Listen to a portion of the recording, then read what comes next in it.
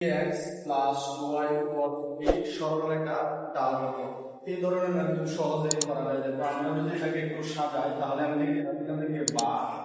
এই যে 2y উপর প্লাস 3x ওই পাশে গেলে কি হবে মাইনাস 3x আর প্লাস 3 আগে থেকে আছে। তাহলে আমি যদি y টাকে এক পাশে রাখি তাহলে কি লিখতে পারি মাইনাস 3x বাই এই যে 2 গুণ আছে ওই পাশে গেলে বা আবার এই 2 ভাগ আকারে 3 নিচে পাশে। তাহলে এই সমীকরণকে যদি আমি y mx প্লাস b এর সাথে তুলনা করি এখানে x এর সহগটা কি আমার না